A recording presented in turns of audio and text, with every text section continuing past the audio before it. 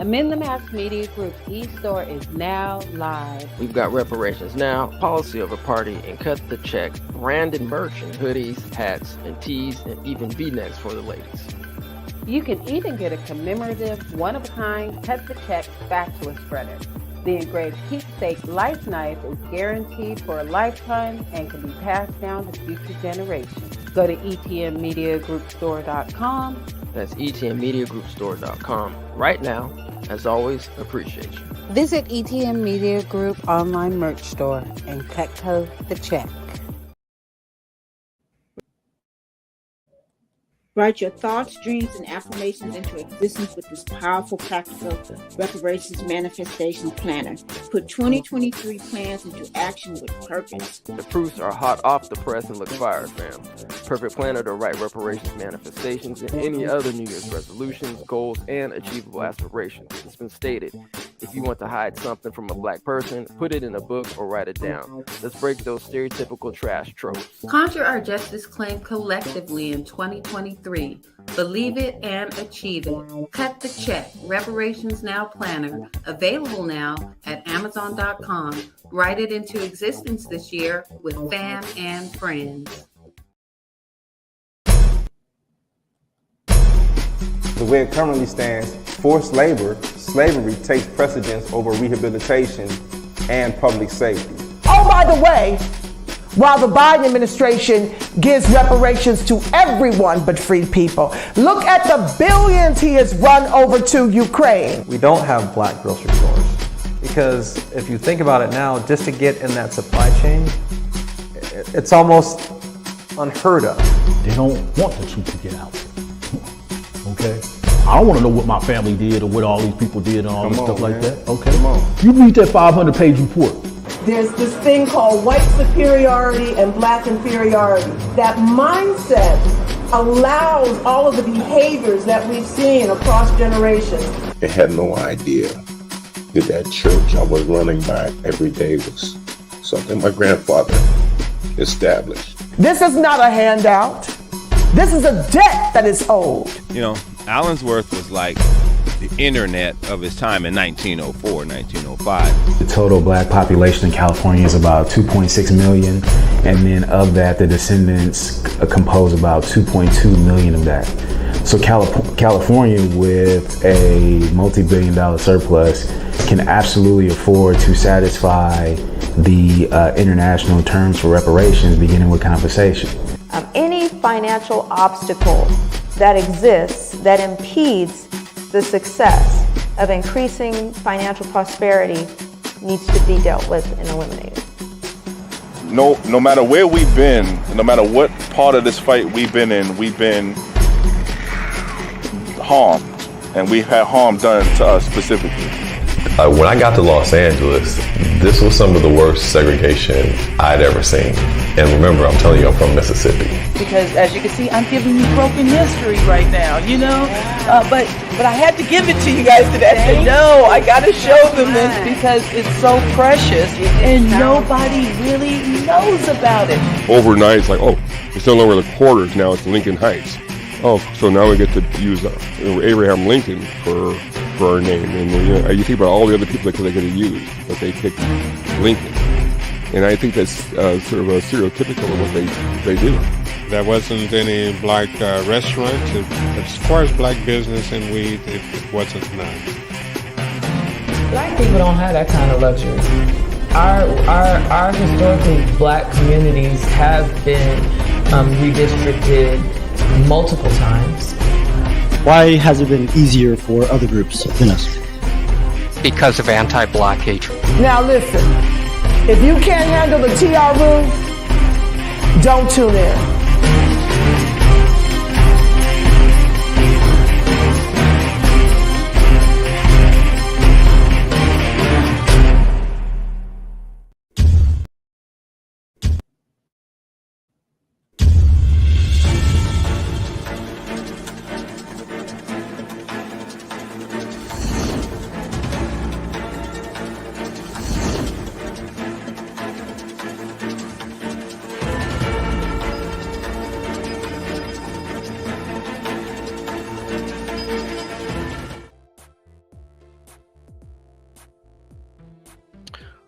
What's up? Welcome back to In the News. We ain't been here in a minute. Been so busy doing what we do. We world premiere screen Reparations Now, the documentary, the task force, California Reparations Task Force was in Sacramento on the 3rd and the 4th of March, and they will be back next week. So yeah, there's been a lot going on, fam. Yeah, shout out to Jay for coming through to the screening. And if you're still in the chat, fam, let people know how you felt about the screening. Give us some feedback. Hopefully it's been positive. So far, it's been, some good energy out there from people who've currently watched the screening. But yeah, we're still, working on distribution channels, trying to get that situated and get this out there. And then we're going to do a couple more screenings. So we're going to get it to y'all, fam. We're going to get it to you. Yeah. We setting stuff up. So, but we're back. We're back for a special Sunday edition of In the News. And let's get to it. Let's do it.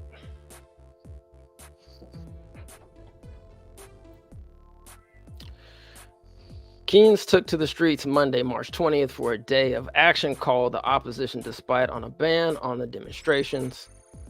They protested the country's cost of living crisis in Nairobi and other parts of the nation. Opposition leader Raila Odinga, who narrowly lost last year's presidential election to William Ruto, has vowed that the rallies will go ahead. Quote, "I want Kenyans to come out in large numbers and show the displeasure of what is happening in our country," he told his supporters Sunday, March 19th. He also insisted that protests would proceed as planned and demonstrators would march to State House, the official residence of the president. Several demonstrators and some opposition legislators have been arrested in protests in the capital. Nairobi Police Chief Adamson Bongi said on Sunday that police received requests to hold 2 demonstrations only late Saturday and early Sunday, when normally 3 days notice is required for public rallies. For public safety, neither has been granted, he said. Interior Minister Kithure Kindiki also issued a statement on Sunday warning that anyone inciting public disorder or disturbing the peace would be prosecuted. Roads were quieter than normal in Nairobi on Monday, and many businesses were shut ahead of the demonstrations, with some employers telling their staff to work from home. Kenyans are suffering from surging prices for basic necessities, as well as a sharp drop in the local shilling against the US dollar in a drought that has left millions hungry. Opposition members blame the economic situation on President Ruto's leadership. Well, hopefully they'll be able to, get some relief. I wonder how ex-President Obama feels about all this unrest and famine going on in his home country of origins. Okay, what do we have here next? China and Russia. Let's see. Xi and Putin's new friendship could test the U.S. as 2 autocrats traded tributes over a few of quail, venison, Siberian white salmon, and pomegranate sorbet. China and Russia seem to conjure the anti-Western compact the U.S. has long feared. China President Xi Jinping's state visit this week to his friend, President Vladimir Putin, came at a critical moment of Russia's quagmire war in Ukraine and Beijing's emergence as a great power whose influence now stretches far beyond Asia. The entire visit has been refracted through a prism of both nations' mutual antagonism towards the United States, and at every state, Washington watching hawkishly from the sidelines poured scorn on the idea of China as a peacemaker in Ukraine, accusing Xi of offering diplomatic cover to a thuggish Russian leader who was just cited for war crimes by the International Criminal Court. But whether China and Russia have truly forged the kind of united anti US front long dreaded by Washington foreign policy professionals seems doubtful. Still, the United States clearly now has a serious foreign policy challenge on its hands. The U.S. is simultaneously gearing up for what many experts warn could be a Cold War with China and waging a proxy fight in Ukraine with its foe in the 20th century version of that showdown. And China and Russia together have more capacity to frustrate American goals in the Ukraine and elsewhere. I guess China and Russia trying to, I guess, put that work in. Yeah, something to definitely keep an eye on.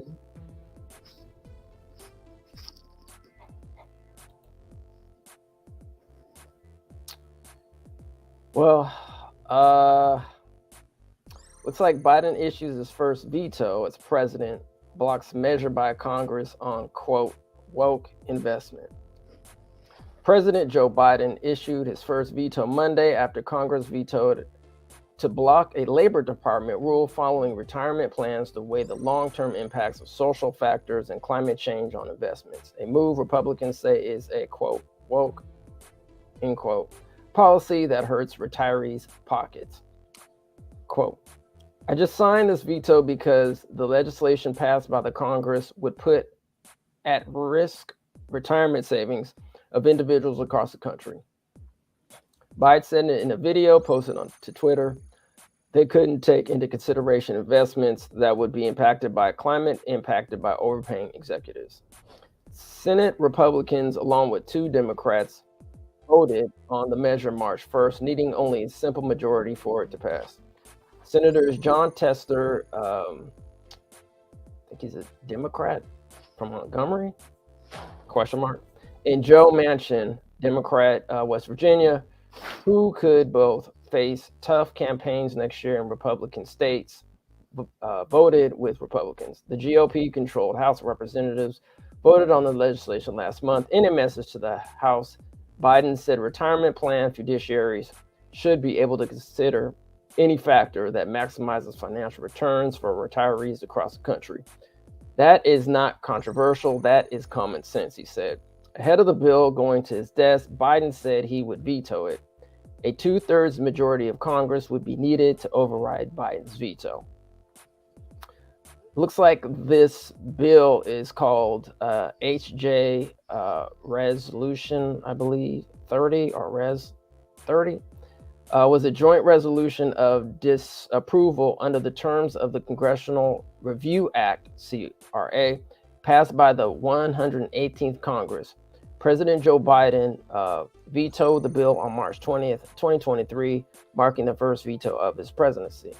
The resolution sought to void a Department of Labor rule that amended the Employee Retirement Income Security Act of 1974, ERISA, to allow retirement plans to consider certain environmental, social, and corporate governance, ESG, factors in investment-related decisions. Once again, that's the prudence and loyalty in selecting plan investments and exercising shareholder rights rule of 2023.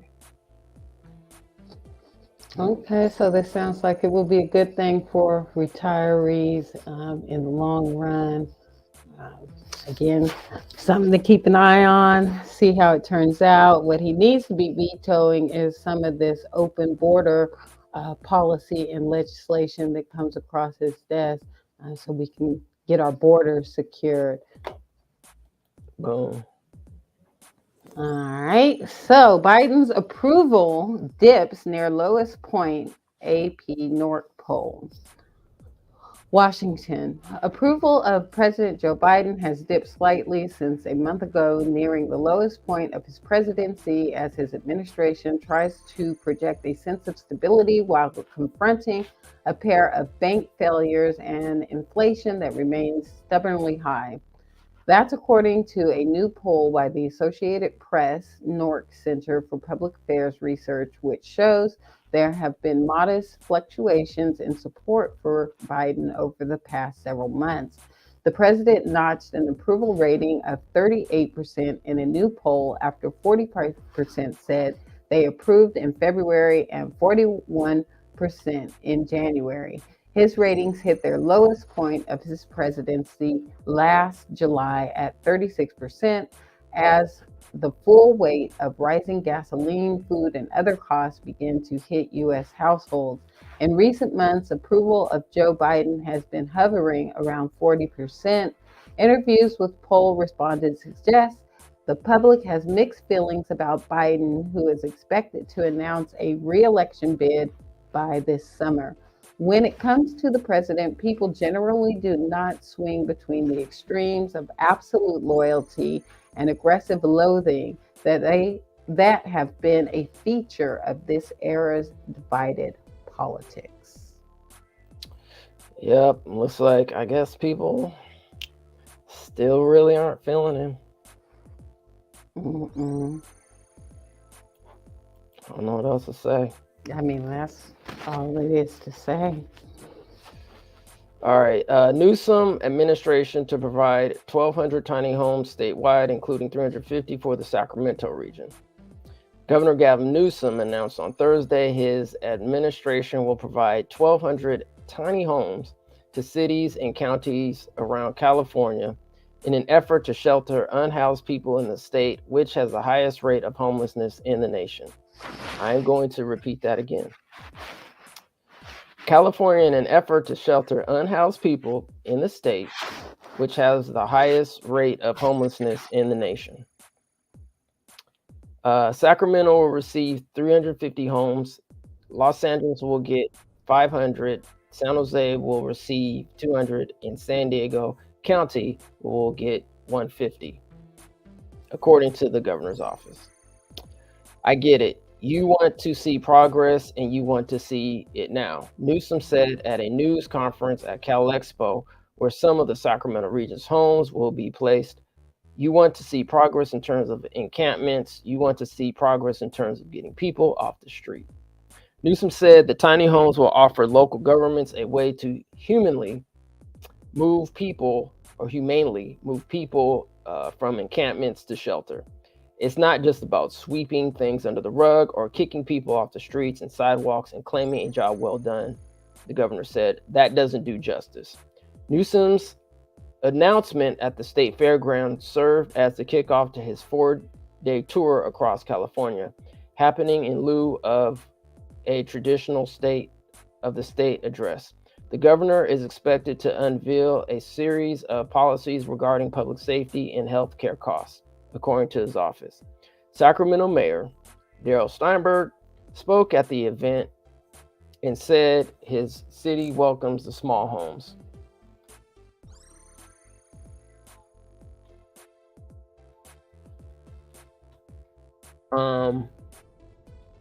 Let's see. Noting officials have struggled to provide shelter as the nation's unhoused population has surged. Despite the unprecedented commitment and investment by this governor, we still don't have enough shelter beds, Steinberg said. We started out with less than 100 when I was first elected mayor. Now we're at 1,100 beds a night, and they're full. What a mess. But at least I guess they're trying to resolve some of this unhoused issue that they basically caused our leadership. So hopefully they can unravel some of this mess with these tiny homes, but we will see how it goes. Yep. Additionally, in addition to getting the tiny homes to house the homeless, also in the state of California, state may scale down its new home loan program designed to assist first-time home buyers. Governor Newsom wants to spend $300 million the first year, which could help about 2,300 buyers but home prices are falling and mortgage rates are rising. In this economy, who has enough money for a down payment on a house? Despite a projected $25 billion budget deficit, the state of California does, at least for now. The California Housing Finance Agency is poised to launch a scaled down version of its new shared equity home loan program on March 27th with the Dream for All program. The state plans to provide $300 million worth of down payments for an estimated 2,300 first-time home buyers. The complicated program involves the state paying some of the upfront cost of buying a home, the down payment, for instance, in exchange for a share of the home's value when it is sold or refinanced or transferred. If the home appreciates in value, those gains to the state would then be used to fund the next borrowers. A little for the seller and a little for the next aspiring buyer.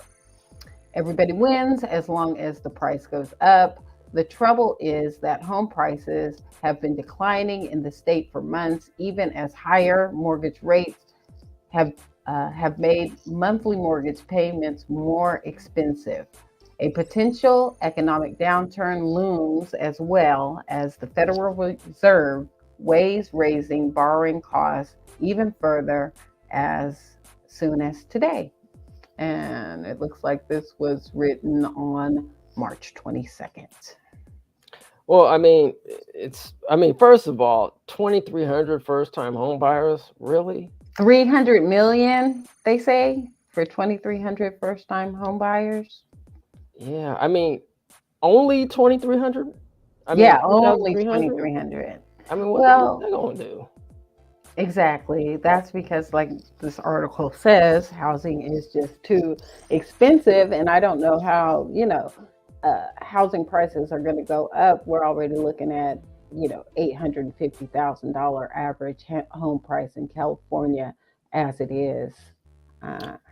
And also with this plan, with the state owning a stake in your home, and it says that they don't claim that stake until the home is either sold, refinanced, or transferred. So, is that, transferring it to your heirs? Is that going to cause some kind of complication there? I don't know. That's a great question. All I know is the mortgage rates keep going up because of the whole inflation debacle that's happening because of mismanagement. This is coming down to is mismanagement. Absolutely, especially the state of California, but in Sacramento too. I have firsthand knowledge of just our city leaders letting these corrupt corporate landlords like BlackRock come in and buy up the majority of the inventory. So it's like a regular working person can't get a home. We're all being regulated to renters. Yeah, but they claim they're trying to do something. So, and then you got Biden over there just giving billions of dollars away to Ukraine, and and then the banks, which we're going to talk about as well. This all comes down to mismanagement, and then you tell Black people, right, to pull themselves up by the bootstraps. Right. While y'all mismanaging government money, government funds, etc. Right. Right. Reallocating our reparations for all your little pet projects when they know that there's a debt to be paid here. Oh man, brother Jonathan Majors. Arrested in NYC, New York City for assaulting woman. His representative said he's done nothing wrong. Here's what allegedly, and I'll repeat the term and the word allegedly, happened in the lead up to this. Per our law enforcement sources, police were told that the alleged victim is Major's girlfriend. And according to her, they got into an argument while in a taxi returning home from a bar in Brooklyn. Our sources say police were told the girlfriend saw another woman texting Majors and she confronted him, trying to sneak a peek at his phone. We're told the alleged victim, girlfriend, claims this got Majors mad and he allegedly grabbed her hand and allegedly slapped her. We're also told the alleged victim claims he put his hands around her neck during this, according to a TMZ article. Sources say the woman was dropped off somewhere and that JM spent the night elsewhere. It appears the girlfriend went to the police the following morning, which was Saturday, and reported the crime. Jonathan Majors was arrested in New York City this weekend, or I guess this past weekend. And according to police, he's being accused of putting hands on a woman, but John's team is calling BS. Law enforcement sources tell us the actor was booked Saturday morning on charges of strangulation, assault, and harassment. We're told cops responded to a call for service around 11 a.m. Eastern Standard Time near the Chelsea neighborhood of Manhattan. A lot of allegedlys in that article there. Yeah, a lot of alleged, and I'm not, I mean, we just know, let's just be real. Let's just keep it 100. I mean, especially when it comes to some of these black male celebrities, that it's just, I mean, you can look at Chris Brown. You could look at, who was the other, I can't remember his name off the top of my head, but, they just love to throw, I mean, any incident at all, it's like, oh, just throw the black man underneath the bus. Right. So we're going to have to wait for the details to come out on this. I remember not too long ago in the news, I don't know the guy's name, but they had a full-on video of some white guy slapping his wife around, and they have the video, and everybody, they just swept it under the rug, no big deal. Like I said, they had a whole video for evidence, and I don't know what ever happened to it, but all we have here is a bunch of alleged accusations, and it's all over the news. Yep.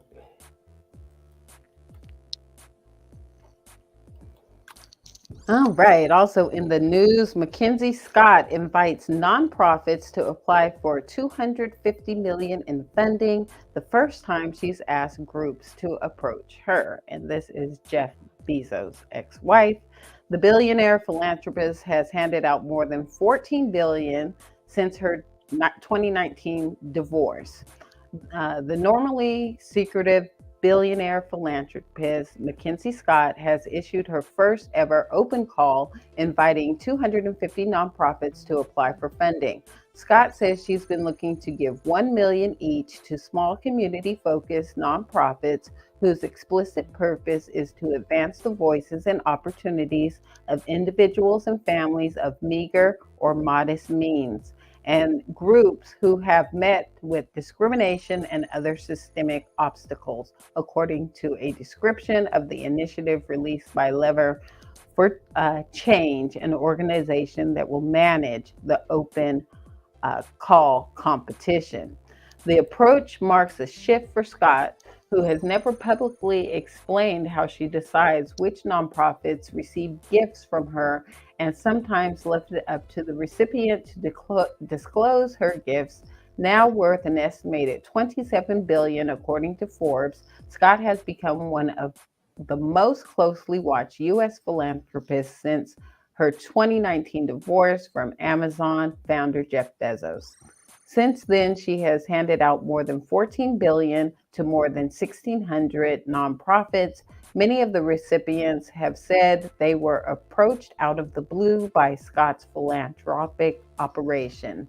Nonprofits must have an annual budget of between 1 million and 5 million to apply for the open call initiative. The deadline to register is to apply is May 5th. Winners will be announced in early 2024.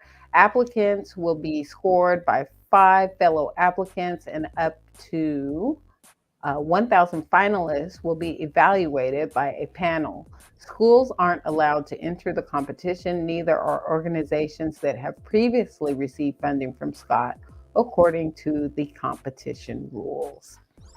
Now, I know one organization that received money from Scott was out here in Sacramento, the Urban League. I think they got like a cool million or something like that.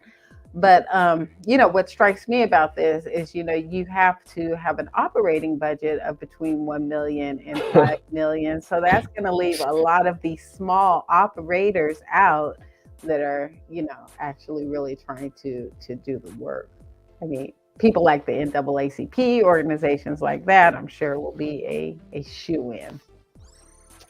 Yeah, I mean, it looks like, Miss McKenzie can help donate to the reparations fund too. Exactly, but we would just wouldn't qualify. None of our organizations would qualify based on operating budget. So that's how that double-edged sword works. As usual. As per the usual. All right. Well, speaking of double-edged sword, the FDIC creates a deposit insurance national bank of Santa Clara to protect insured depositors of Silicon Valley's Bank, Santa Clara, California. So last updated March 12th, 2023. Silicon Valley Bank, Santa Clara, California was closed today by the California Department of Financial Protection and Innovation, which appointed the Federal Deposit Insurance Corporation, FDIC, as receiver. To protect insured depositors, the FDIC created the Deposit Insurance National Bank of Santa Clara, DINB. At the time of closing, the FDIC as receiver immediately transferred to the DINB all insured deposits of Silicon Valley Bank. All insured depositors will have full access to their insured deposits no later than Monday morning, March 13th, 2023. The FDIC will pay uninsured depositors in advance dividend within the next week. Uninsured depositors will receive a receivership certificate for the remaining amount of their uninsured funds as the FDIC sells the assets of Silicon Valley Bank. Future dividend payments may be made to uninsured depositors. Silicon Valley Bank had 17 branches in California and Massachusetts. The main office and all branches of Silicon Valley Bank will reopen on Monday, March 13th, 2023. The DINB will maintain Silicon Valley Bank's normal business hours. Banking activities will resume no later than Monday, March 13th, including online banking and other services. Silicon Valley Bank official checks will continue to be cleared or to clear. Under the Federal Deposit Insurance Act, the FDIC may create a DINB to ensure that customers have continued access to their insured funds. First Citizens Bank, this is allegedly right now, is in talks to acquire Silicon Valley Bank, according to Bloomberg News. And First Citizens was founded in 1898 in North Carolina, which is currently headquartered in Raleigh, North Carolina. So that story kind of just came in and went. So they was going to get, let's see, this was last they updated on the 12th of March, and they said they was going to get broke off by the 13th of March. Yeah, it's just, amazing how all these banks could fail, but, the government's like, oh, we'll come and help you out. But that didn't happen with the Freedmen's Bureau Bank, the Freedmen's Bank. They were just like, oh, well, didn't work out. And it didn't work out because of the, again, mismanagement. Yep. So it was all intentional. But when these banks, these white banks fell, and we have to, call it what it is, these are like high risk investments,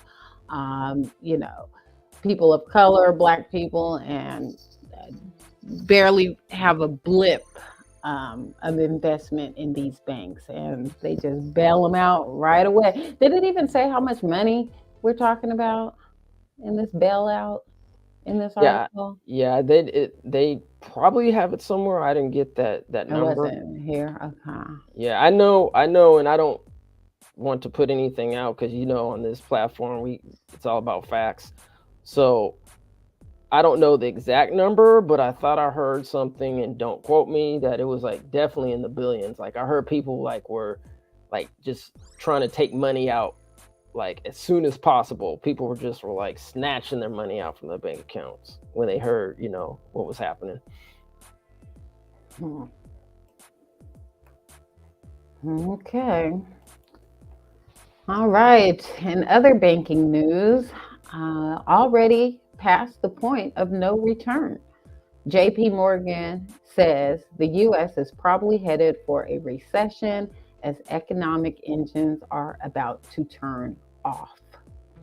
A series of banking crises this month, headlined by the failure of Silicon Valley Bank, has forced analysts from multiple banks, including JP Morgan Chase, to rewrite their recession forecasts from scratch, as months of small victories against inflation and a relatively strong economy were potentially swept away in under 2 weeks. Even if the government and the private sector are able to successfully contain contagion from the bank collapses spreading through the economy, the failures may still lead to lasting damage for the U.S. financial system. Some banks are teetering on the edge in Europe and the U.S., while jittery markets and the promise of stricter regulation could lead to a credit crunch. A steep decline in banks' willingness to lend caused by lack of funds. It adds up to an impossible choice the Federal Reserve has to make when officials meet on Wednesday. Slow down the pace of interest rate hikes or plow ahead to bring down resurgent inflation and risk amplifying damage to the economy. But as far as the Fed is concerned, hopes of engineering a soft landing for the economy and avoiding a recession may already be in the rearview mirror.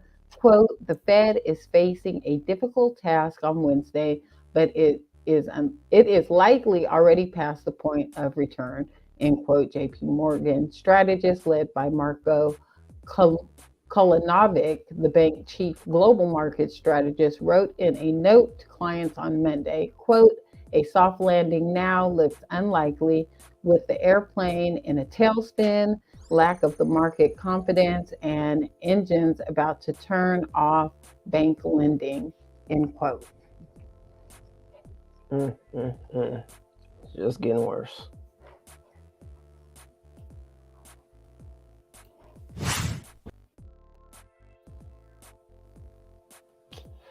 All right, so it's tax season. When are taxes due? Tax day and other 2023 tax deadlines. When are taxes due in 2023? April 18th, 2023 is tax day, the federal deadline for filing a 2022 federal income tax return. This is also the last day to request a 6-month tax extension using Form 4868. The IRS began to accept and process tax returns on January 23rd, 2023. Self-employed workers and other people who pay estimated taxes have another set of deadlines to keep in mind. Estimated taxes are typically collected 4 times a year in January, April, June, and September. When are taxes due if I request a tax extension? If you file Form 4868 to request a tax extension, your federal tax return will be due October 16th, 2023. You must file Form 4868 by tax day, April 18th, to be eligible for the extension. Getting a tax extension gives you more time to file, but it does not give you more time to pay your taxes. You will still need to estimate your taxes owed and pay the sum by April 18th. Some people, such as certain military members or people affected by natural disasters, may be eligible for automatic extensions. For example, some people and businesses in California, Georgia, and Alabama affected by natural disasters will have their federal return and estimated tax filing deadlines extended to October 16, 2023. 23. An extension from taxes is always a good thing. All right, and more JP Morgan news. JP Morgan Chase thought it had 1.3 million worth of nickel stored in a warehouse. A closer examination revealed bags of stone. Let's see, JP Morgan Chase received a bag of stones instead of the nickel it ordered in a surprising mix-up last week at a warehouse in Rotterdam, Dutch port city. It isn't clear if this is due to an accident, theft, or fraud. The case, which was discovered by the London Metals Exchange last week, highlighted the risk of commodity trading. But it isn't actually the first time a cargo handler has had such a rude surprise. Swiss trader America Energy ran into a similar situation as it received spray-painted rocks instead of the 36 million worth of copper it had ordered. Bloomberg reported in March 2021, America filed a report of theft and fraud. In November 2022, commodities trading giant Trafigura discovered carbon steel and other types of steel and iron instead of nickel it had ordered. The commodities giant then began legal action against Indian businessman Patrick Gupta and several companies connected to him, including TMT Metals and UD Trading Group, and alleged systematic fraud. Carbon steel tends to be priced at about 5% of the value of the costlier metal, according to the Financial Times, January 1st, 2023. So more mismanagement in the banking system, and we wonder why everything is such a cluster. I mean, they can't even keep their money straight, and it's our money that they're playing with and making these investments, these bad investments. Absolutely. I think did we ever do a banking show? Did we do a banking show? I don't know. We should do one. Definitely, because these banks need to be scrutinized. Yeah, we needed. There's actually a couple of good, and I can't remember off the top of my head, a couple of good documentaries about how the banking industry started. So I think on even the Mass Media Group, we should probably do our own idea and concept and some historical reference regarding banking while black. Banking while black, and maybe this research will help in what's trying to transpire as far as getting the Freedmen Bank up and going, so that we'll hopefully have a trusted institution where we can store our hard-earned money. I tell you one thing, I definitely don't want my investment going into some rocks. No, not at all. They can kick rocks with this for sure. Word. All right. Well, here are the companies in 2023 that had layoffs. Meta laid off 13% as of March. Twitter laid off 10% as of February. Twilio laid off 17% as of February.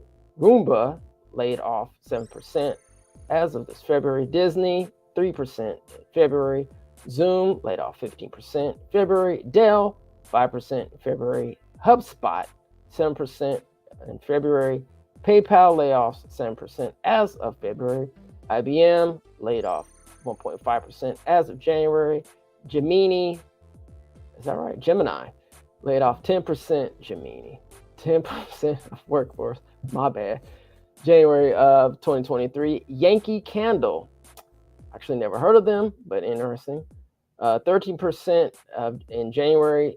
As of January. 3M, which laid off 1% in January. Spotify, 6% laid off in January. Google, which is owned by Alphabet, 6% laid off in January. Microsoft, 4 to 5% as of January. Amazon, 1 to 2% as of January. Carta, 10% as of January. Coinbase, 20%. Wow. As of January. DirecTV, 5 to 6% as of January. Salesforce, 10% as of January. Vimeo, 11% as of January. Goldman Sachs, 8% as of January. Compass lays off. Size of layoffs not immediately known. That was in January. And Stitch Fix laid off 20% as of January. So yeah, I mean, people keep talking about, oh, let me go, go get me a job. While these companies are laying people off. Yeah, good luck. Well, they can start by deporting all the H-1B1 visa workers that don't have a job no more. We can start there. And I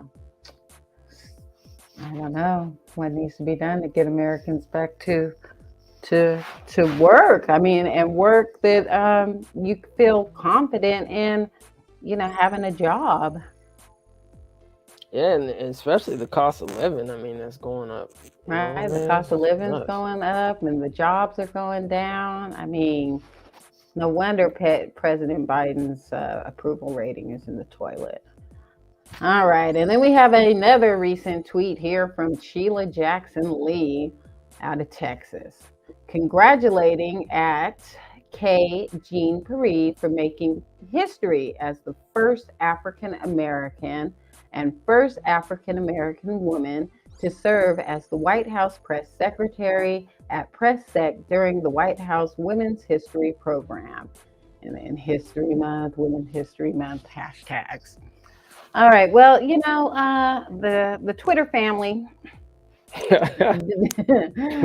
didn't appreciate this announcement too much with Kareem Jean Pierre being identified as an African American. And as many of you listening probably know, that we are going through this OMB classification, recertification, situation right now as it relates to the U.S. Census.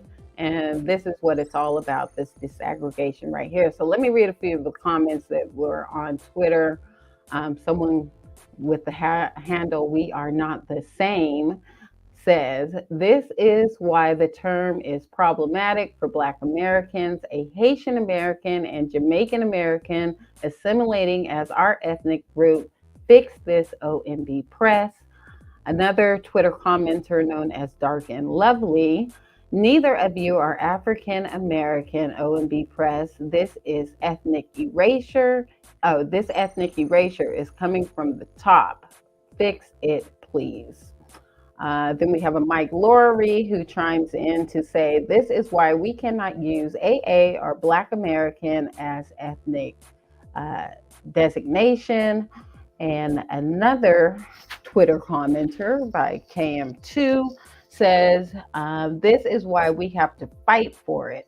Our government gave it away and Boulay co-signed it. It's a name we invented and Jesse didn't invent it. First reported in 1782. They'll take every identifier we have if we give any of them up." So the last commenter seems to be saying that we need to keep African American, Black American, and every single identifier that we have in our history portfolio, to keep people, these immigrants, from using those same identifiers and confusing the situation. All right. What do you think, Yamoy? I mean, is this intentional erasure by Sheila Jackson Lee? Of course, she knows what's going on with the OMB and our disaggregation efforts. I don't know if it's intentional or not, but that brother is correct. I mean, we've used the term African in our community actually since the 1700s. I know even with and I can't remember, why am I forgetting his name? Richard Allen, used the term African. So he had, Little Africa in Greenwood, which is known as Tulsa. So, I mean, all these terms, Negro, African, mulatto, Colored, African American, really and truly signified those who built this country, right? And so, and that's just facts. So when people try to then put themselves in the same shoes and categories as the so-called race, then it starts getting convoluted and confusing. So I don't know. I mean, we'll see what the OMB is going to do. I'm quite interested to see, what others are what their input is. I know if you guys haven't, or people who are listening to this haven't seen the OMB hearings that were held. When were they held? Last week or the week before? 2 weeks ago? I can't remember. Anyway, check it out. I'm in the Mass Media Group, and somebody said that OMB actually put them up on their channel too, so you can check them out there. I mean, I didn't see them when last time I checked, but it's been a number of days, so I don't know. But yeah, either or, check it out so you can get a census of what people are saying about the current status of the racial and ethnic identifiers that are out there right now. Yeah, definitely check out what's going on with the OMB classification discussions.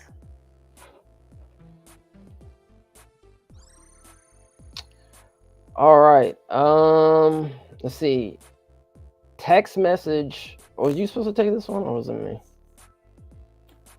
This all you. Okay. All right. Text message shows Brett Favre knew he was receiving public funds in 77 million Mississippi welfare fraud scandal and tried to hide that fact, claims state auditor being sued by retired quarterback for defamation. All right. Brett Favre was concerned about the public learning he received federal funding for personal projects and hoped to keep that information confidential, according to text messages the Hall of Fame quarterback allegedly wrote, which are included in the latest filing in his legal battle with Mississippi and state auditor Shad White.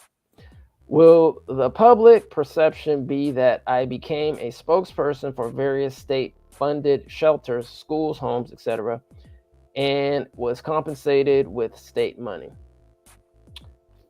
Favre asked in the text message, including in the Mississippi filing and provided to dailymail.com, or can we keep this confidential? As White explained in a Twitter thread on Monday, the text messages are significant because they purportedly show Favre knew he was receiving grant money intended to benefit people in state-funded shelters, schools, homes, etc. Last week, Mississippi's Department of Human Services directed a state judge to ignore Favre's request to be removed from the civil suit that seeks to recover the misspent welfare money. The scandal is Mississippi's largest ever public corruption case and involves millions in federal welfare being squandered on projects supported by some of the state's wealthiest and well-connected citizens, including Favre. Favre's attorneys, including former Donald Trump lawyer Eric Hirschman, have argued that the Department of Human Services is suing their client to deflect from their own negligence for failing to catch the fraud as it occurred. Favre's defense team has filed a pair of requests urging the judge to dismiss. Department Attorney Katie Pickett responded by characterizing the request as a, quote, long press release, end quote, and diatribe that the court should disregard. A Favre spokesman responded to White in a statement provided to dailymail.com. Brett Favre has spent his life helping the citizens of Mississippi. Shad White, I was going to call him Shade, but, Freudian slip. Shad White should learn from Brett. Shad needs to stop attacking Brett to try to further his political career and instead focus on doing his job. We look forward to winning this. Welfare King Brett Favre knew exactly what he was doing. And why is he not in jail? I keep hearing about this civil suit, but what about criminal um, charges? Yeah. And you know what, we're talking about it. Prayers up, Mississippi. They just had a devastating, what was it? Tornadoes out there that really leveled areas of Mississippi. So their prayers up for everybody out there. They definitely need relief. Is Brett Favre out? Has he made any statements? Is he out there helping these people?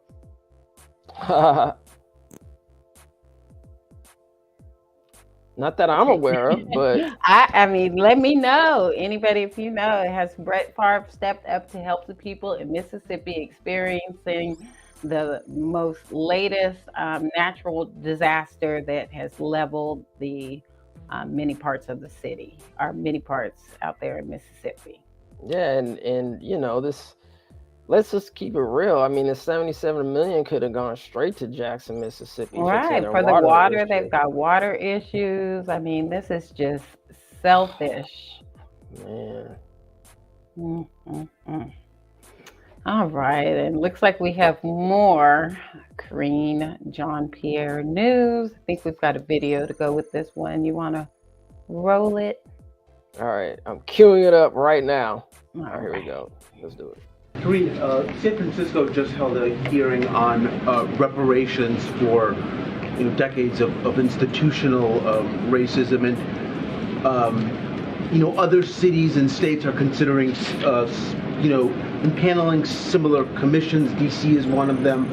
Where does this administration stand on reparations for slavery and segregation and similar historic wrongs, specifically pertaining to Black Americans? So look, we understand that there's a legislation on the Hill currently on the study of reparations, and we think Congress is the appropriate venue for consideration on such action, and so we're going to leave it there for Congress to decide to let them go through their process that they're taking at this moment. But I would lay out and speak to what the president has done over the last 2 years. When he came into office, he talked about the different crises that this country is dealing with, and one of them was racial equity and racial equality, and fighting for that for communities like the Black community. And one of the things that he did straight away in the beginning of his administration, is he signed an executive order that made sure that across the government that we had an approach that dealt with inequality, that made sure that political appointees in those agencies put that equality lens as they were moving forward with dealing with policy. And so that's important in really getting to the root of that issue. Clearly that's on the federal level, and just last month he issued a second order reaffirming the administration's commitment to deliver on that equity. So the president has shown his commitment. He's spoken to this issue that in particular the Black community has to deal with for generations upon generations. So he is going to continue to lift that up. But as it relates to the legislation, we want to leave that in the hands of Congress.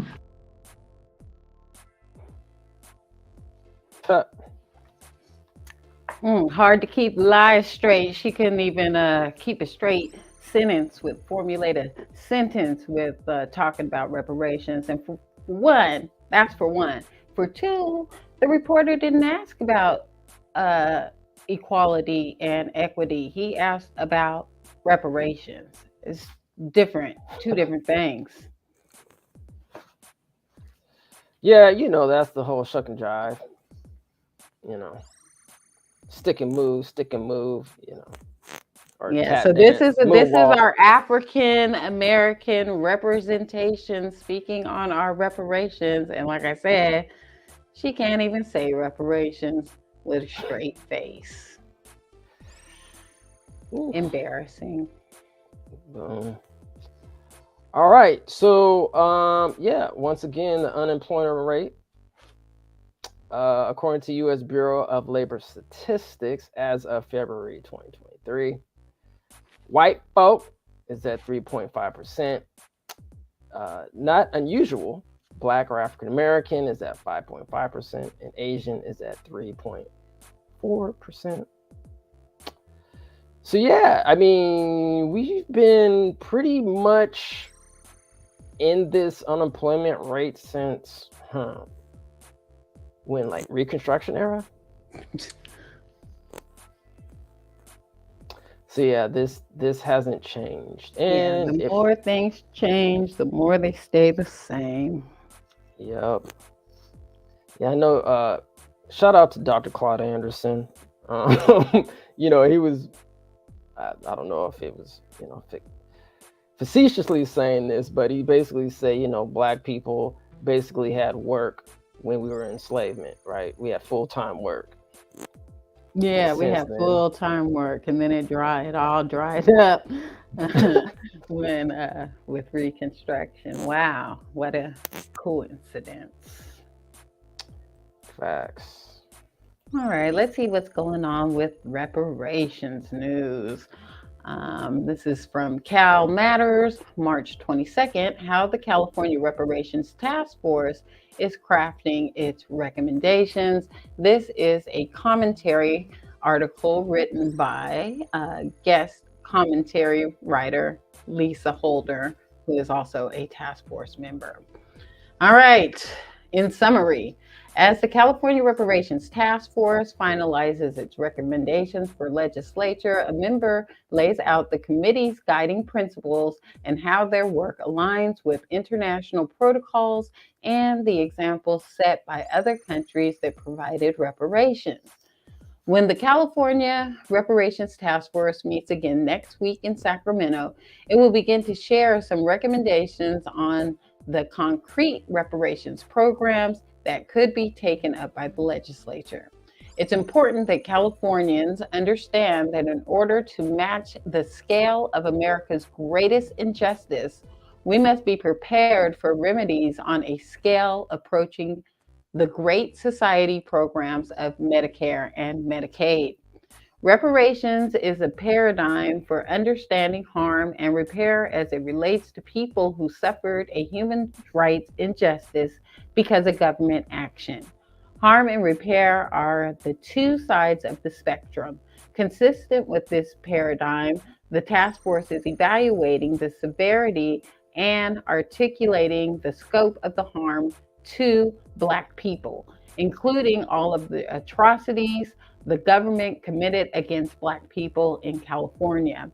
The task force will outline the method of repairing harm, including compensation for the harm that contemplates monetary redress, atonement, and apology. For an apology to be a meaningful act of repair and atonement, it must be concrete and tangible. Making the apology tangible ensures that the harm will cease and desist for good because the government is being held patently accountable. This mandate comports with the United Nations International Conventions of Reparations, which consists of 5 components: compensation, restitution, satisfaction or an apology, rehabilitation, and guarantees of non-repetition. And then I jump a little further in the article, which is to the end. If you want to read the whole thing, there is a link at the bottom that you can screenshot for later. With specific and tangible reparations initiatives, California is on the brink of a historic and systemic shift towards finally delivering justice for Black Americans. The task force recommendations will be breathtaking. They must be nothing less. So we'll see these breathtaking recommendations, but just some of the language that I noticed in this article, we're talking about Black people over here and Black people over there. And we do have to understand that the criteria for the for eligibility isn't just Black people in California. It's Black people that descend from, U.S. chattel slavery. Breathtaking. Breathtaking. Take my breath away. So yeah, we'll see what's up with that. What's gonna happen?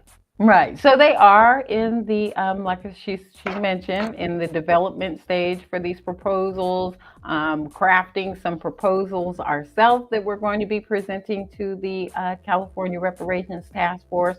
And you can too. The California Reparations Task Force is accepting proposals from the public. So if you have something that you would like to see in these breathtaking proposals, go ahead and submit your thoughts to the California Reparations Task Force. Yep. All right. So speaking of proposals, we know that San Francisco had some proposals going on, and there's been a lot of conversations around what they proposed in their proposals, which included a $5 million payout for Black people in San Francisco. I think we have a video to go along with that. Can we take a look? Let's do it. The president of the San Francisco NAACP and the pastor of the Third Baptist Church, Reverend Amos C. Brown. Dr. Brown, thanks so much for being here. So $5 million to every Black resident. That sounds good to me. That sounds like something, that sounds like a plan that everyone would like who would be a recipient of that. So why don't you like that plan? Let me correct something. The board has not agreed to my $5 million plan. Yeah, it's a proposal. I get That's it. something I know. It's a proposal, but why don't you like the proposal? Because it has become a laughing stock around this nation, and representatives of it have indicated it was not based on any formula. It was not thought out logically, so that we should not be teasing and tantalizing African Americans. We are in trouble in this city. We need action now. We've had far too many studies, too many analyses, too many suggestions. And if the board was serious about that, this past Tuesday, they would have in principle supported cash payments and suggesting a plan for payment, even though as some say, we have a deficit, we can't do anything now. Well, deficits don't last always. And even in Germany, Germans paid by installment. I'm looking for, and the NACP is looking for, real action and not intentionality. We've talked too much about reparations. In fact, it was the NACP branch that introduced the idea in 2019. So we can't be like Jack and the Bear, making tracks, but getting nowhere. Even this U.S. Congress of this nation has not acted on reparations in principle, and 70% of the nation are against it. Now is the time for all fair-minded, informed, loving, just citizens to join us as African Americans and support us as we supported reparations for the Japanese and for the Jewish community. That's the bottom line issue. We are not against cash payment, but we want sincere action and not optics. So you don't think this is a so sorry to interrupt, but you don't think this is a serious proposal by the Board of Supervisors? It's not on the board what has happened. The board has not acted. It was a representative of the task force who threw out this number without any basis for it. And people are entitled to their opinions. But on issues like this, you need facts and you need practicality. And that's the only thing the NACP is looking for. Real action and not suggestions. Thank you. Dr. Brown, I really appreciate you clarifying all of that for us and explaining your position and what you're hoping for in the city of San Francisco. Thank you very much.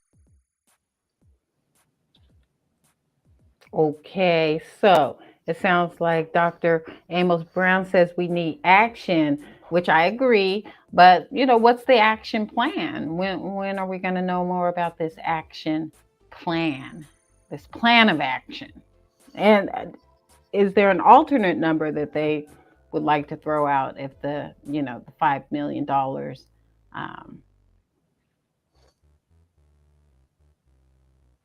I don't know.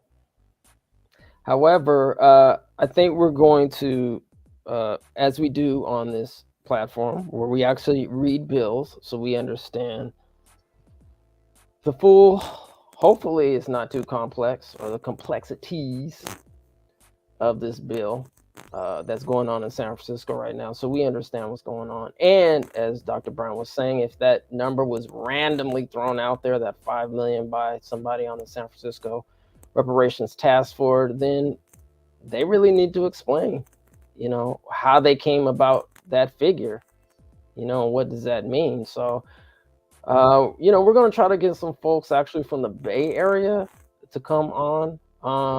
If we can't get them, online sooner than later, then I think we should at least, let the family know, let the people know what this bill is about here, since we are in California. But we do reparations news everywhere as well across the nation. But, we definitely need to take a look into it ourselves, because I'm not a person that likes to go by hearsaying who said what and he said what. Let's just go to the source and see what the bill says. So yeah, we'll definitely get you that information. Go to the source, see what the bill says, see how some of these recommendations came about. But Dr. Brown, I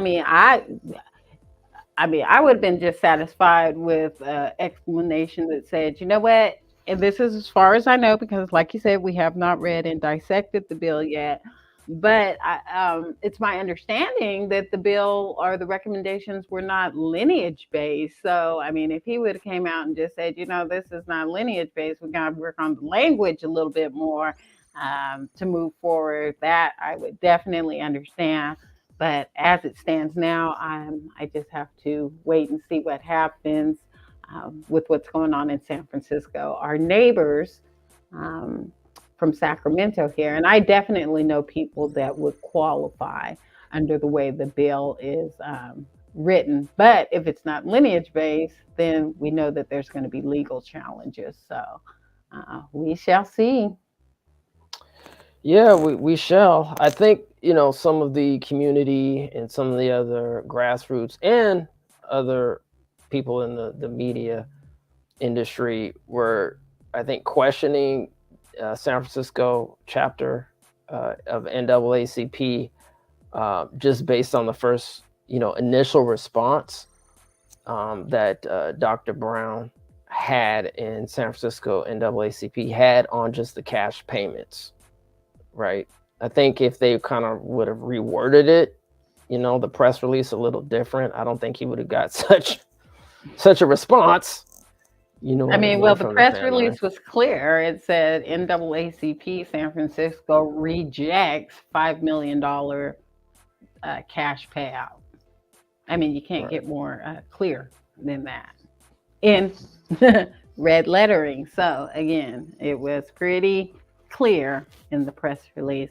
And I think we have one more quick video to go along with what's being said about what's going on in San Francisco. If you want to roll that. All right, let's do it.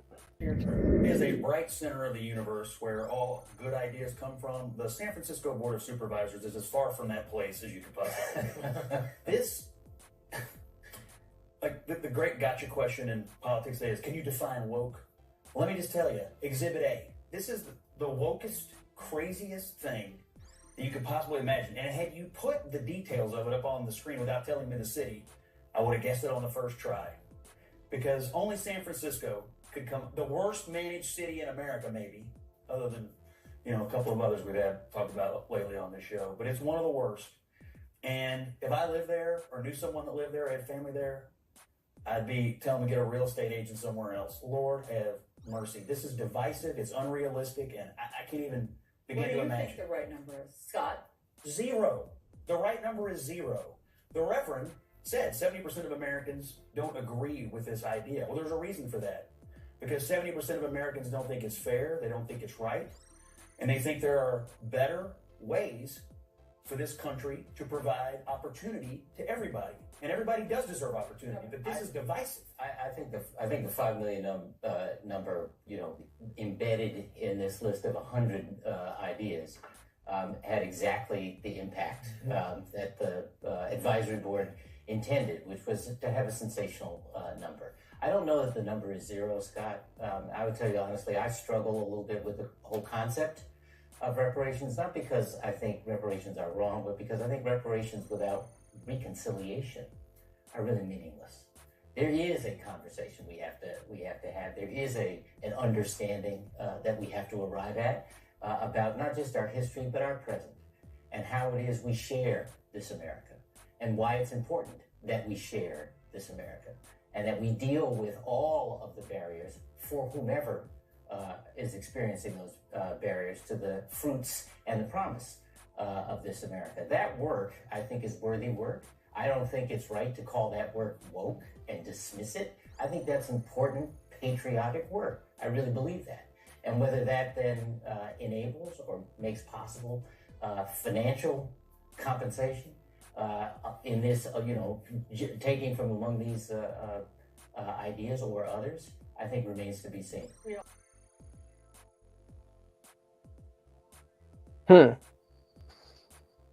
So I appreciated the last speaker's response, on that. He was like, I don't know about the number being zero, but we need to, see what it is. And we all need to, just be prepared to counter when we run across these vitriolic talking points, people talking against reparations. We all need to be prepared to counter them with some facts.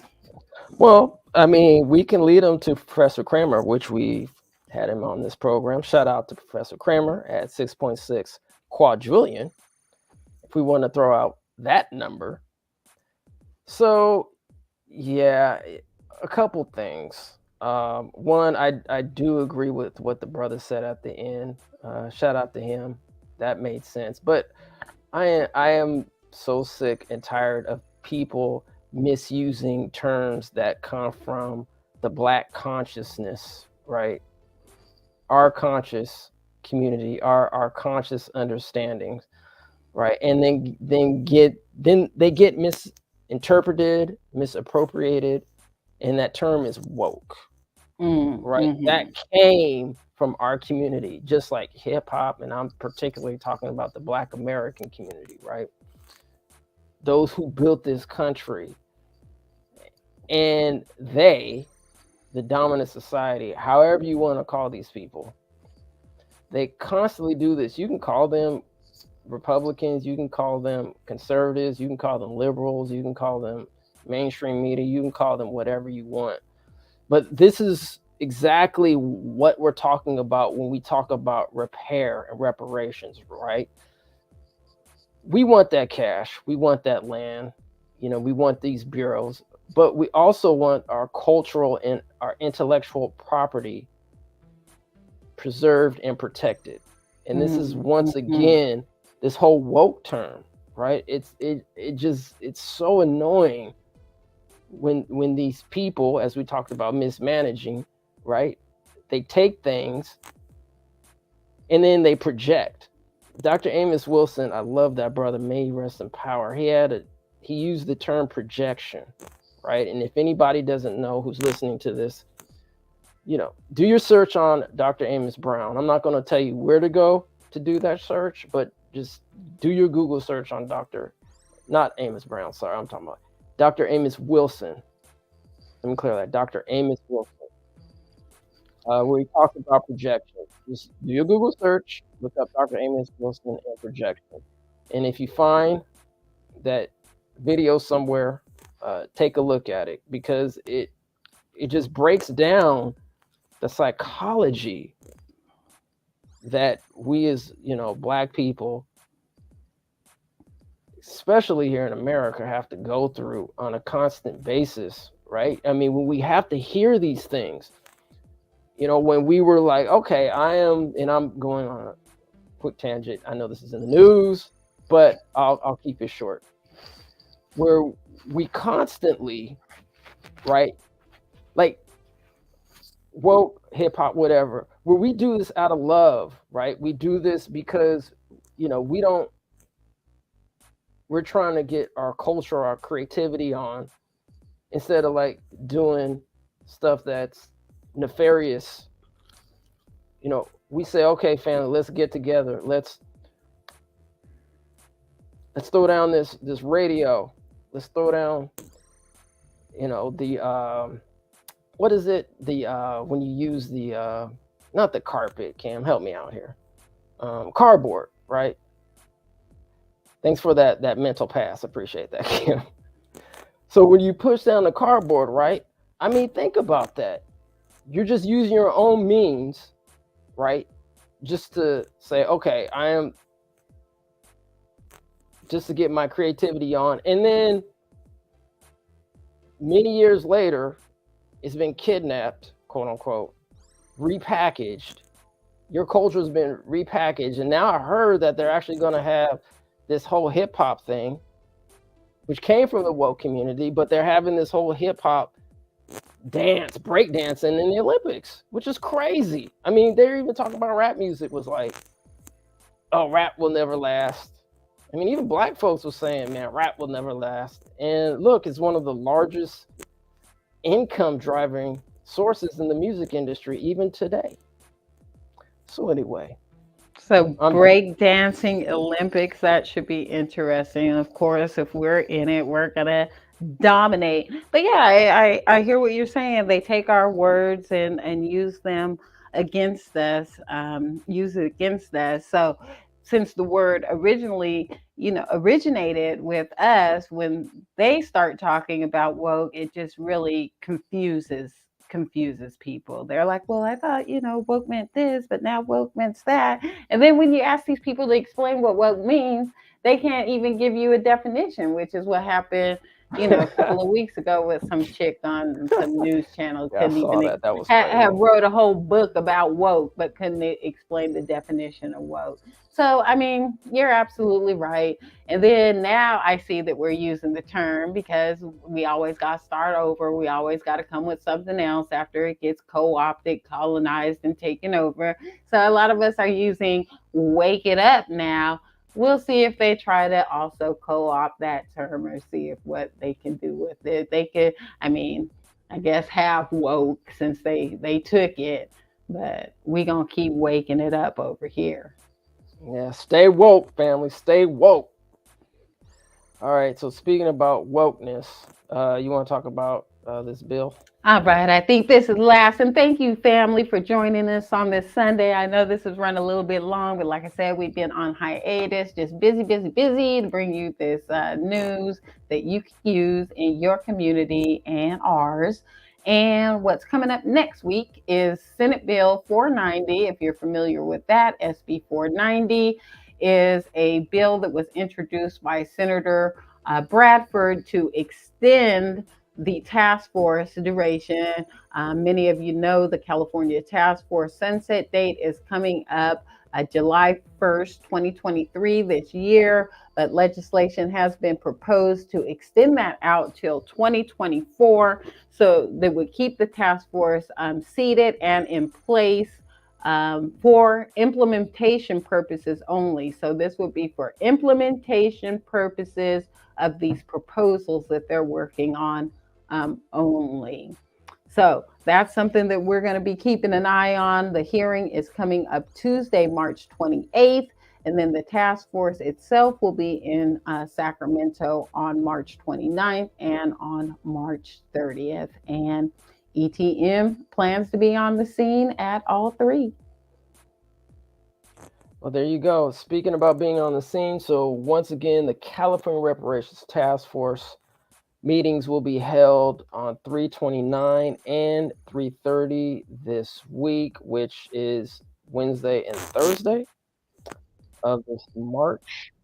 And we are planning to be in the building.